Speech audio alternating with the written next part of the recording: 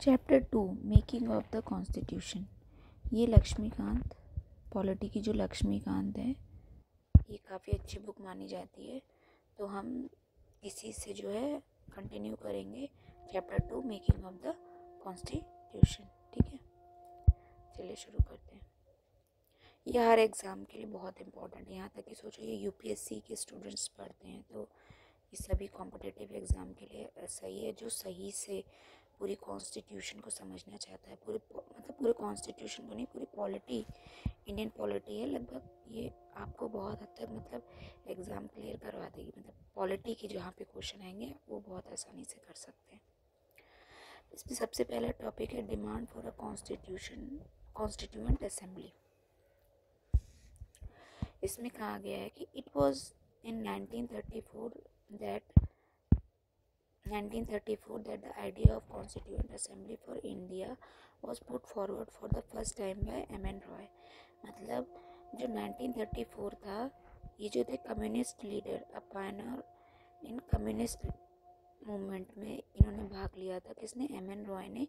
इन्होंने जो है कॉन्स्टिट्यूएंट असेंबली की सबसे पहले बात रखी थी 1934 में इंडिया में। उसके बाद 1935 में इंडियन नेशनल कांग्रेस ने पहली बार ऑफिशियली डिमांड किया था कॉन्स्टिट्यूएंट असेंबली को to frame the constitution of India. मतलब जो फिर इसके पहले तो इन्होंने 1934 में M.N. रॉय ने अपनी एक तरीके से शुरुआत की। उसके जब 1935 आया तो जो इंडियन नेशनल कांग्रेस थी, इसके जो लीडर थे कौन? जवाहरलाल नेहरू। काफ़ी सारे लीडर थे। ये 1885 में बनी थी। तो इन लोगों ने जो है पहली बार ऑफिशियली डिमांड किया था कॉन्स्टिट्यूएंट असेंबली बने, जो कि हमारे कॉन्स्टिट्यूशन ऑफ इंडिया को फ्रेम करने में वो फ्रेम करेगी। फिर 1938 में Jawaharlal Nehru on the behalf of INC declared that the constitution of India must be without the outside interference.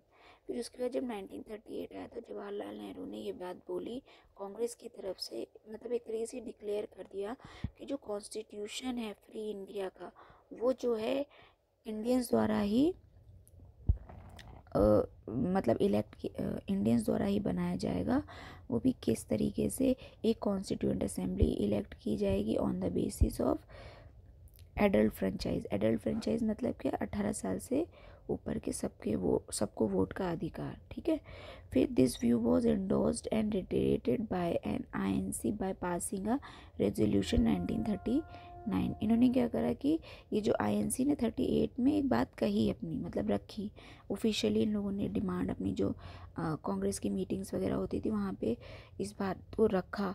उसके बाद क्या हुआ कि 1939 में इन लोगों ने इस चीज़ को जो है एक तरीके से रिट्रेट कर दिया और जो है रिजोल्यूशन पास कर दिया कि हाँ ठीक है, आप जो है यही हम क्या बोलते हैं, एक तरीके से इस मुद्दे को हम आगे बढ़ाएंगे और अब हमारी कॉन्स्टिट्यूएंट असेंबली तो बननी ही चाहिए।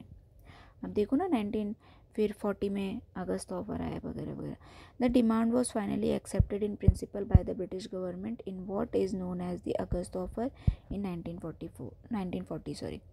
तो क्या वो फिर इसी बात को इन्होंने 1939 में एक तरीके से अब तो फाइनल बोल ही दिया है कि अब हमें कॉन्स्टिट्यूएंट असेंबली तो चाहिए इंडिया के कॉन्स्टिट्यूशन को फ्रेम करने के लिए। तो भाई अंग्रेज़ों को भी ये बात माननी पड़ी। अंग्रेज़ी जो सरकार थी उसने इस बात को एक्सेप्ट किया फाइनली, और एक अगस्त ऑफर करके आया उसमें 1940 में। इसमें जो है कॉन्स्टिट्यूएंट असेंबली बनने की बात पर गौर किया गया। फिर 1942 में सर स्टैफोर्ड क्रिप्स के अंडर में मेंबर थे कैबिनेट के। कहाँ के? लंदन में जो था ब्रिटिश गवर्नमेंट थे उसके कैबिनेट के मेंबर थे, वो इंडिया आए। उन्होंने जो है draft proposal for the British government on framing an independent constitution to be adopted after world war 2। अब देखो इन्होंने क्या करा, इन्होंने तो इस बारे में बात कही कि चलो ठीक है, जो 1940 का अगस्त ऑफर था, इन्होंने इसमें ये कहा कि चलो ठीक है, हम इस बारे में सोचते हैं और अब हम इसको कैसे लागू करेंगे इसके बारे में आगे का मतलब एक तरीके से फ्रेमिंग करेंगे कि किस तरीके से कॉन्स्टिट्यूएंट असेंबली बनेगी। ये बात उनके संज्ञान में चली गई एक तरीके से। फिर 1942 में सर स्टैफोर्ड क्रिप्स जब इंडिया आए तो उन्होंने जो क्रिप्स मिशन आया था वही उसी के मेंबर थे, ठीक है। तो वो जब आया तो इन्होंने क्या करा कि ब्रिटिश गवर्नमेंट ने ये मतलब एक तरीके से बोलते नहीं कि उन्होंने ये बात बोली कि ना हम इंडिपेंडेंट कॉन्स्टिट्यूशन जो है अडॉप्ट करेंगे कब, जब वर्ल्ड वॉर सेकेंड ख़त्म हो जाएगी। The Cripps proposal was rejected by the Muslim League. लेकिन इस तरीके की हम करेंगे पहले वर्ल्ड वॉर में तो हमारा साथ दो। इन्होंने ये कहा था कि इंडियंस हैं वो वर्ल्ड वॉर 2 में अंग्रेज़ों की तरफ से लड़ाई करें, ठीक है, अंग्रेज़ों की तरफ से लड़ाई करें, और जब हम जीत जाएंगे या जो भी सिचुएशन रहेगी तो हम जो है ऐसी कोई कि मतलब बात रखेंगे, सोचेंगे कि कैसे क्या करना है। यहाँ पे तो ये था कि उनकी नज़र में आ गया कि हाँ ठीक है। फिर उन्होंने ये मतलब एक तरीके से बात रखी अपने साथ कि ऐसी वर्ल्ड वॉर 2 के बाद हम कोई प्रपोजल को सोचेंगे। फिर क्या हुआ, क्रिप्स मिशन जो है मुस्लिम लीग ने तो मतलब मानने से ही मना कर दिया, उन्होंने तुरंत रिजेक्ट कर दिया, इसको माना ही नहीं कि आप बाद में करेंगे या ये करेंगे। Which wanted India to be divided into 2।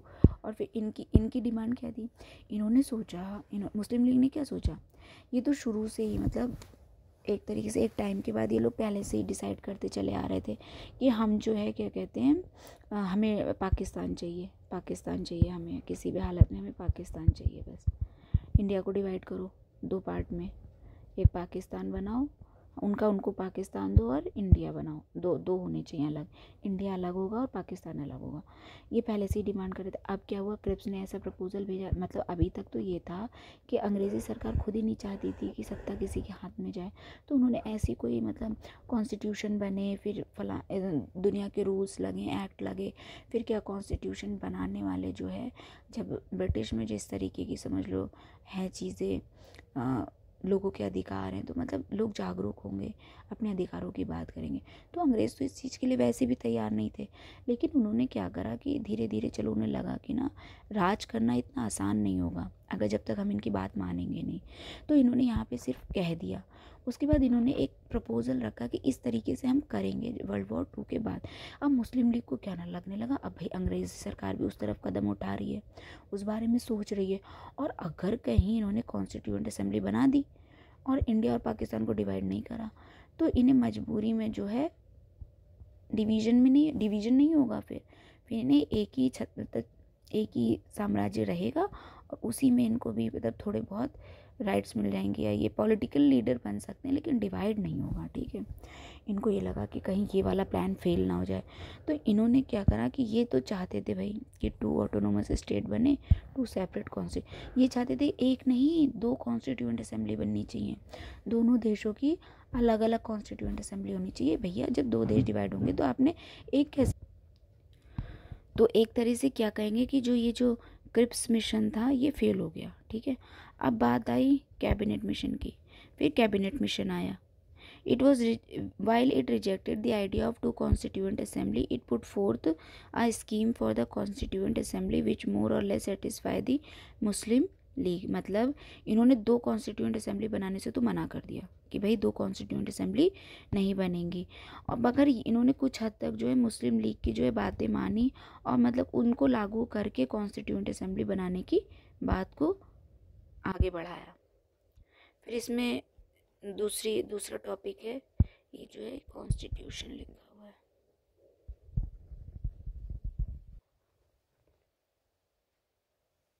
नहीं सॉरी, ये composition of the constituent assembly लिखा हुआ है।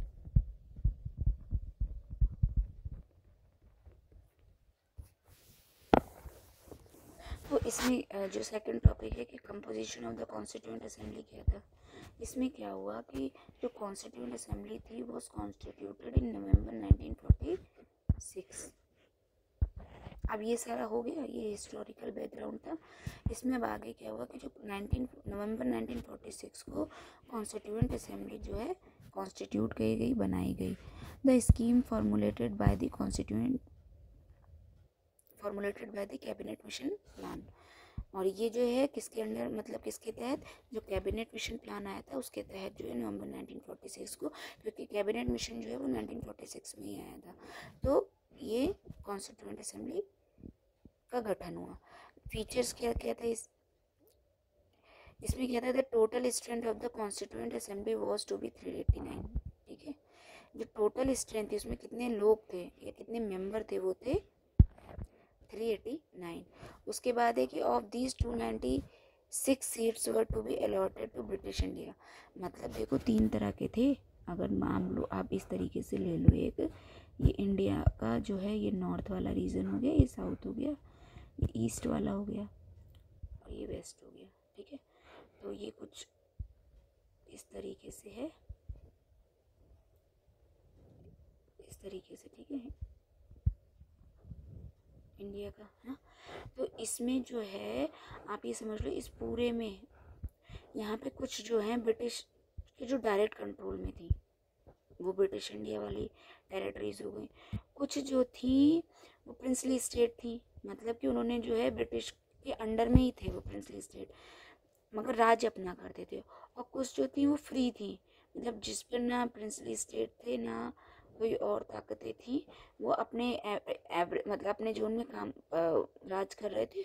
और एक तरीके से समझ लो जिस तरीके से सालाना ट्रिब्यूट वगैरह होता है, उस तरीके से एक अपना जो भी सेंट्रल अथॉरिटी थी उसे अपना भेजते रहते थे और अपना राज करते रहते थे। तो इस तरीके के 3 तरह के जो थे लोगों का राज था यहाँ पर इंडिया में। तो जो ब्रिटिश इंडिया थी, ठीक है, उसे 296 सीटें अलॉट हुई। 93 सीट जो हैं वो प्रिंसली स्टेट को अलॉट हुई। Out of 296 seats allotted to British India, 292 members were to be drawn from the 11 governors provinces। मतलब जो कि इतनी सीटें जो अलॉटेड हुई थी इनको किसको, 296 सीटें अलॉटेड टू ब्रिटिश इंडिया, उसमें से जो 292 मेंबर्स थे were to be drawn from 11 governors provinces. जो 11 गवर्नर प्रोविंसेस थी उसमें से, जहाँ पे गवर्नर का रूल चल रहा था, ठीक है, उसमें से लिए गए। एंड 4 चीफ कमिश्नर्स प्रोविंसेस, और जो बाकी जो थी वो चीफ कमिश्नर प्रोविंसेस थे। बाकी 1 from each to be allotted seats इन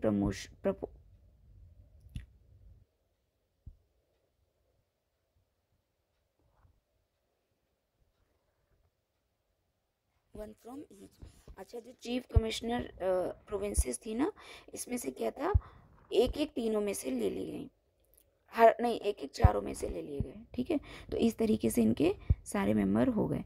अब क्या है, each provinces and princely state और group of state in case of small states were to be allotted seats in proportion to their respective population. क्या हुआ, जो ये वो थी ईच प्रोविंस जो थी और जो प्रिंसली स्टेट थे या फिर जो ग्रुप ऑफ स्टेट थे, इन केस ऑफ स्मॉल स्टेट्स, मतलब बहुत सारे स्टेट्स का ग्रुप जो बिल्कुल छुटपुट थे, were to be allotted seats in proportion to their respective population. और क्या हुआ, जैसे कि आज होता है कि अभी जैसे देखो यूपी में है 80 सीटें हैं या 400 सीटें हैं, 401, और कहीं पर आप देखोगे 2 हैं, 3 हैं, गोवा वगैरह में देखो बहुत छोटे स्टेट।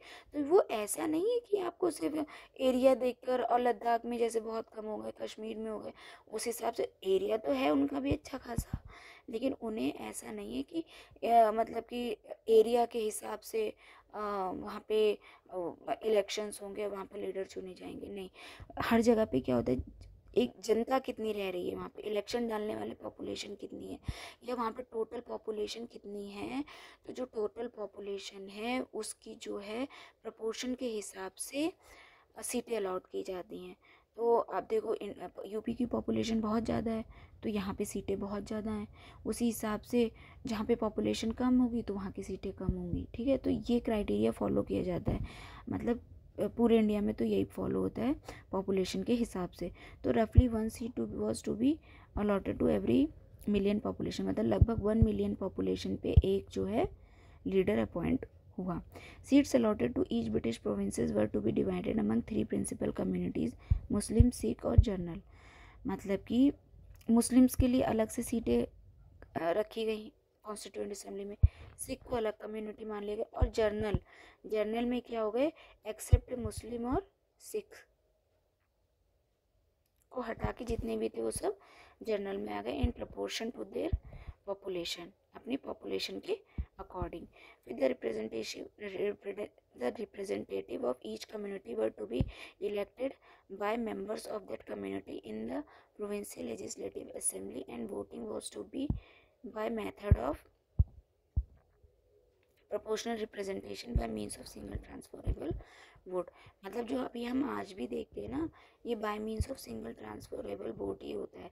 जैसे एक इंसान को एक वोट देने का अधिकार, इसी को बोलते हैं proportional representation of bye means of single transferable vote.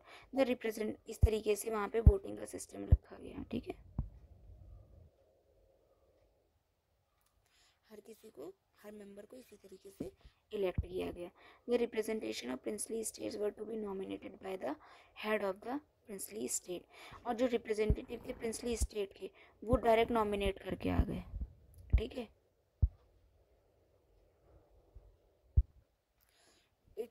it is thus clear that the Constituent Assembly was partly elected और पार्टली नॉमिनेटेड बॉडी थी. ना वो फुली इलेक्टेड थी, ना ही वो फुली नॉमिनेटेड थी. मतलब उसमें कुछ मेंबर जो हैं इलेक्टेड थे और कुछ मेंबर नॉमिनेटेड थे. Moreover the member were to be indirectly elected by the member of the provincial assembly who themselves were elected on the limited franchise.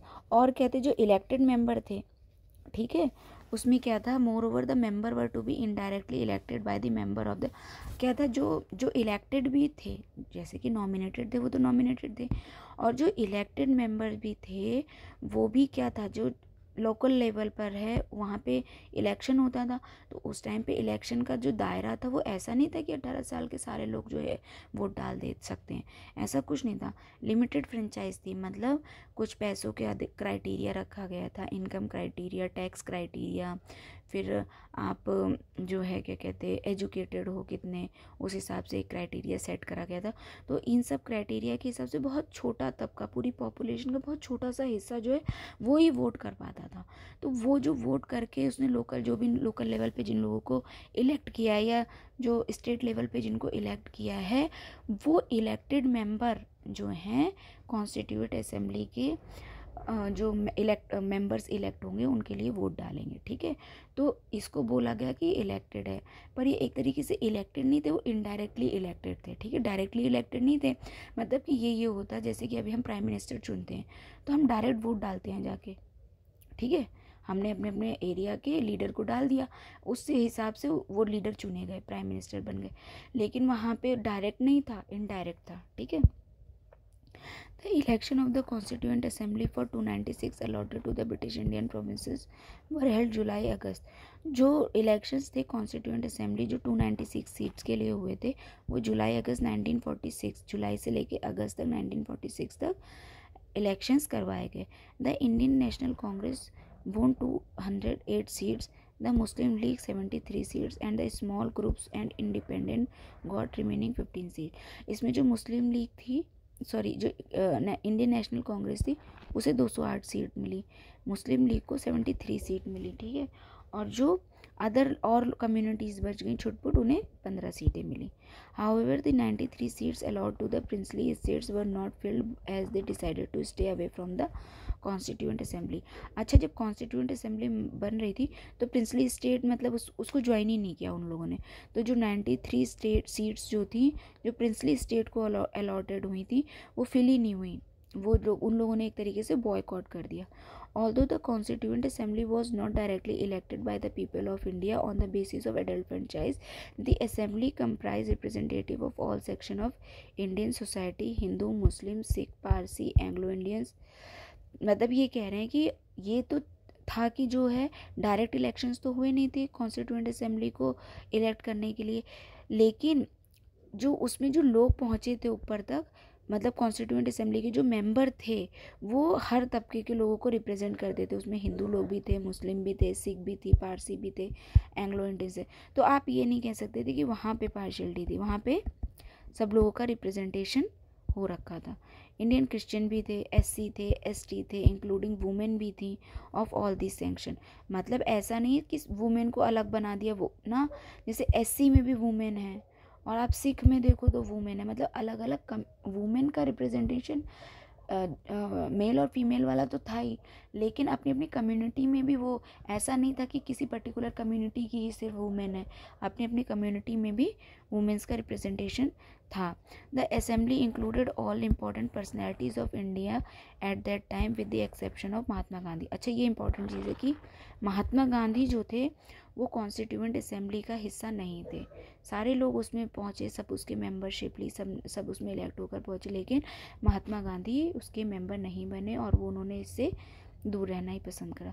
The allocation of seat in the constituent assembly, the result of the elections to the constituent assembly, the community wise representation in the constituent assembly and the women member of the constituent assembly are mentioned in the table 2.1, 2.2, 2.3 respectively। ये हम last में देखेंगे, जो इसकी table है उसमें बता रखा है कि कैसे कैसे जो मेंबर थे कितने इलेक्ट हुए, या फिर आप खुद ही देख लेना, लक्ष्मीकांत में एक टेबल दे रखी है, उसमें आपको मोटा मोटा पता चल जाएगा। वर्किंग ऑफ द, अब नेक्स्ट टॉपिक है working of the constituent assembly. इसमें क्या था, the constituent assembly held it's first meeting on December 9, 1946। जो कॉन्स्टिट्यूएंट असेंबली थी उसकी जो पहली मीटिंग है वो कब हुई, बन गई, अब इलेक्ट हो गए, पार्शली हो गए, नॉमिनेटेड हो गए, जिनको ज्वाइन करना था उन्होंने ज्वाइन करा, जिनको नहीं ज्वाइन करा था उन्होंने नहीं ज्वाइन करा। लेकिन इसकी मीटिंग जो है 9 दिसंबर 1946 को जो है पहली मीटिंग हुई। The Muslim league boycotted the meeting and insisted on the separate state of Pakistan. इनका तो एक ही राग था, मतलब इन्हें पाकिस्तान चाहिए, इन्हें पाकिस्तान चाहिए, इन्हें पाकिस्तान चाहिए। तो मुस्लिम लीग ने जो है क्या कहते बॉयकॉट कर दिया मीटिंग, और इन्होंने इंसिस्ट किया कि सेपरेट स्टेट ऑफ पाकिस्तान इन्हें चाहिए। द मीटिंग वॉज दस अटेंडेड बाय ओनली 207 मेंबर्स। तो इस तरीके से सोचो कितने यहाँ पे मेंबर्स थे, 396 थे, कुछ 296 थे, ठीक है। उसमें से जो है कितने लोगों ने, 207 लोगों ने ही मीटिंग को अटेंड किया। Doctor Sachchidanand Sinha the oldest member was elected as the temporary chairman of the assembly following the French practice. मतलब कि जो फ्रांस है वहाँ पर ऐसा होता है कि जो मतलब जो सबसे ओल्डेस्ट मेंबर होता है वहाँ पे, तो वो जो है चेयरमैन बना किसका, कॉन्स्टिट्यूएंट असेंबली का। वो कौन थे, डॉक्टर सच्चिदानंद सिन्हा। अब आता है क्या, on December 11, 1946 doctor Rajendra Prasad was elected as the permanent chairman president of the assembly.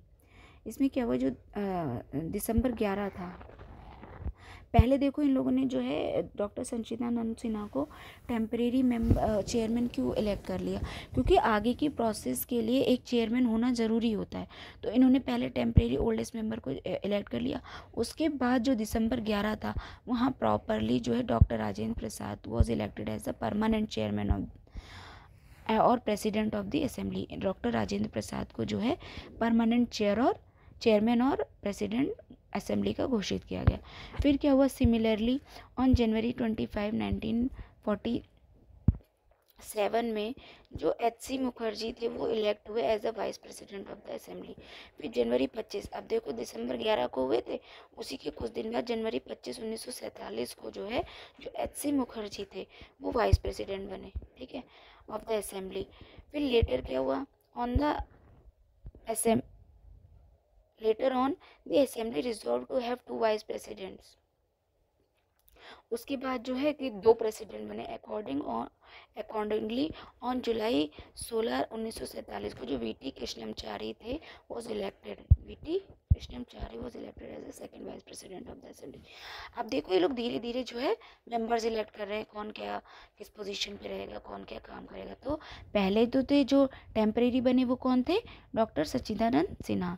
दूसरे कौन थे, जो परमानेंट बन गए वो थे डॉक्टर राजेंद्र प्रसाद। तीसरे जो वाइस प्रेसिडेंट बने वो कौन थे, HC मुखर्जी बने।